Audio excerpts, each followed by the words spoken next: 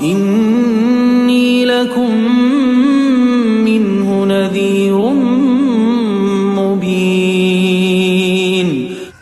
Dan telah dinukil beberapa dalil-dalil dari hadis-hadis Nabi sallallahu alaihi wasallam.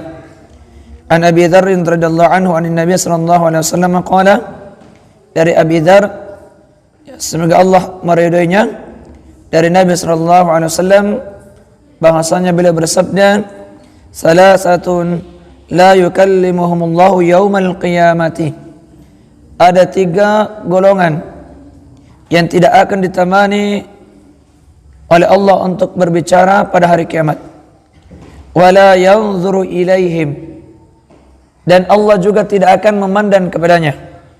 Wala yuzakkihim, dan juga Allah tidak akan mensucikan mereka. Walahum adzabun alimun, dan bagi mereka dipersiapkan azab yang sangat pedih atau siksaan yang sangat pedih.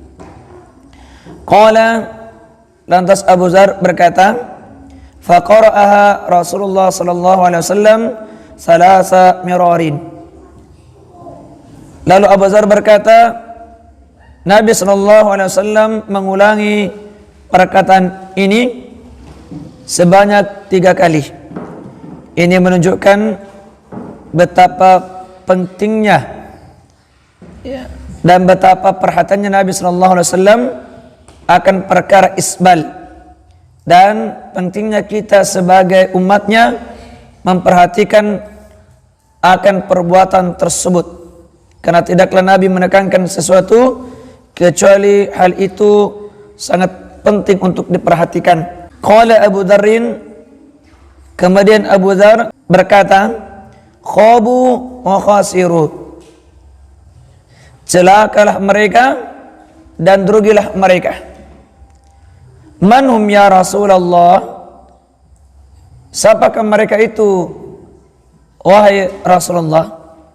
Qala, maka Nabi sallallahu alaihi wasallam menjawab, al-musbilu, orang yang isbal, orang yang menjulurkan pakaiannya di bawah mata kaki. Wal mannanu, dan orang yang sering mengungkit-ungkit sedekahnya atau pemberiannya kepada orang lain.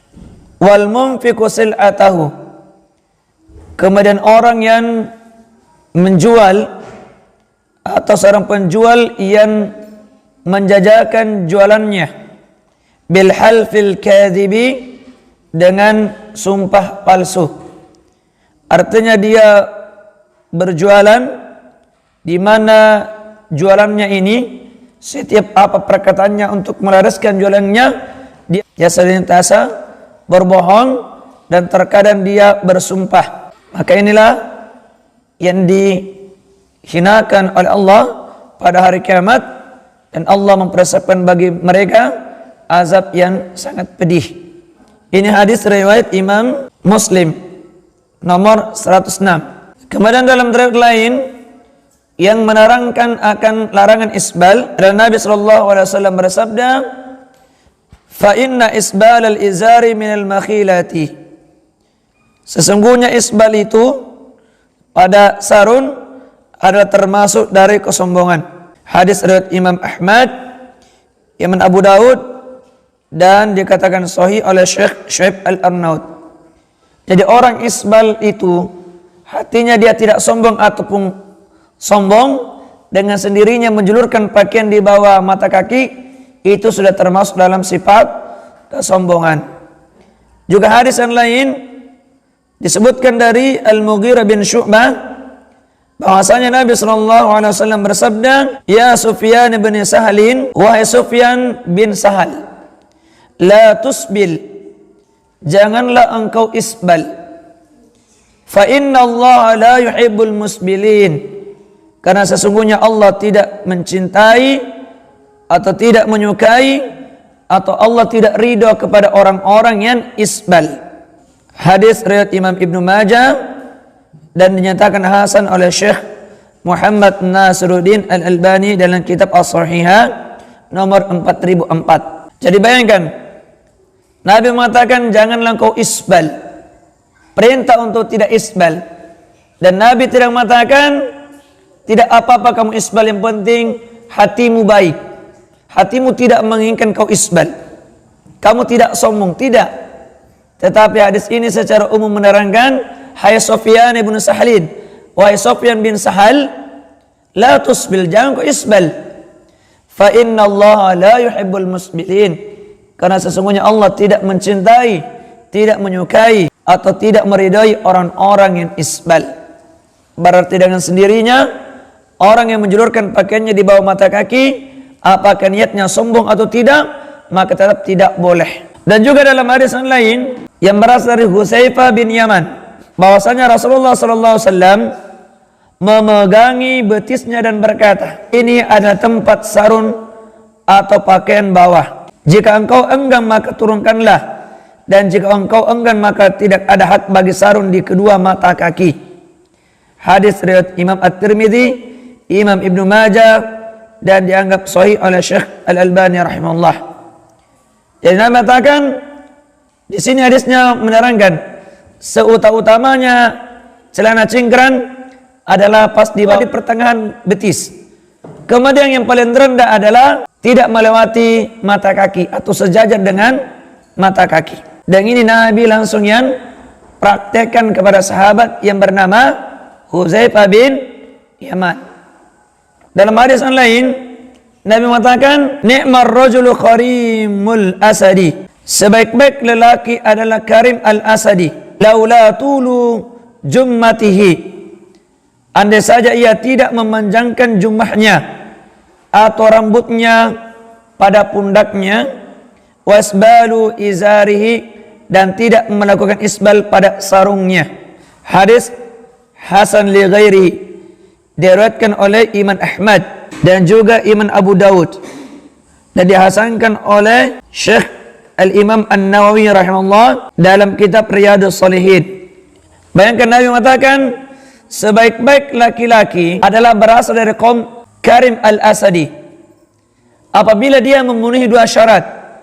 Syarat pertama, sekiranya dia tidak memanjangkan rambutnya sampai pundaknya. Ini dalil larangan kita memanjangkan rambut apabila sudah sampai di pundak. Yang kedua, tidak isbal.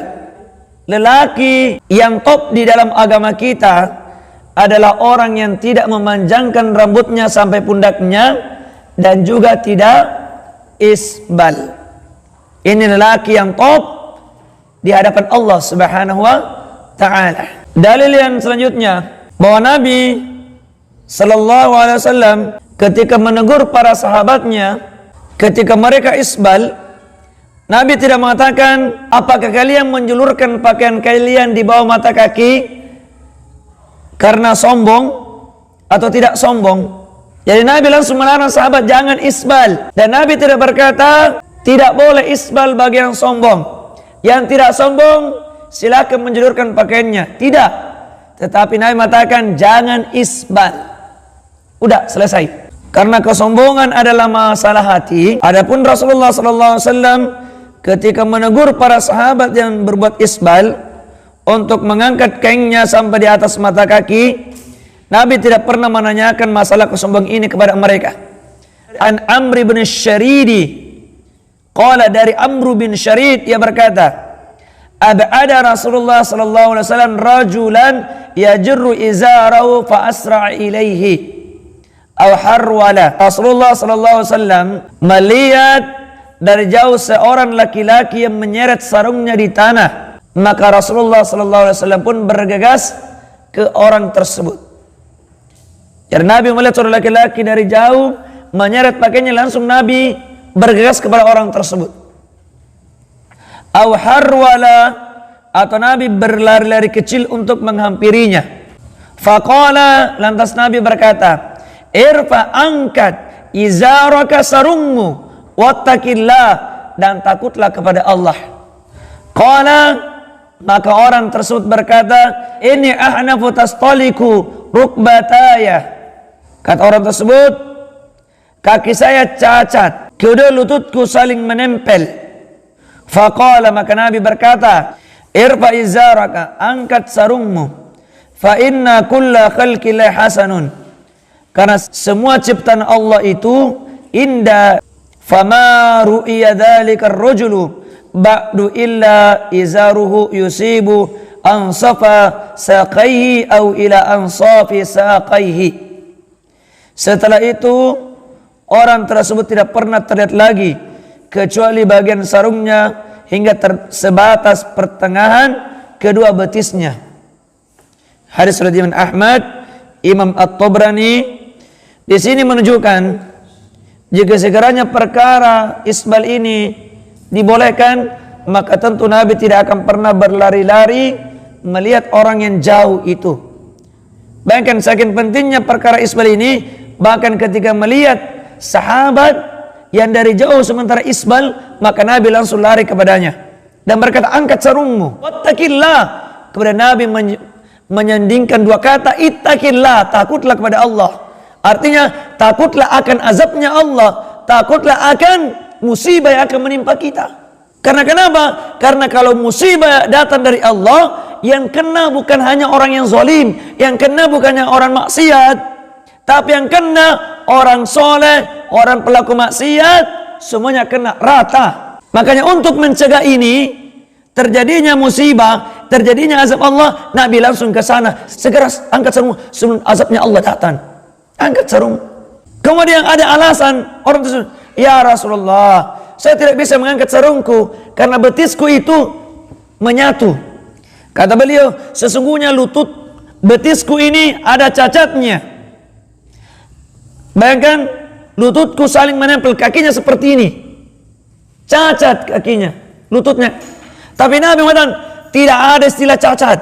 Kata Nabi, irfa izarak, angkat sarungmu, fa inna kulla khalqillahi hasanun. Karena semua ciptaan Allah itu baik di sisi Allah. Maka sejak itu, kata Amr bin Syarid, semenjak itu orang ini tidak pernah lagi isbal, dan setiap dilihat sarungnya selalu berada di pertengahan lututnya.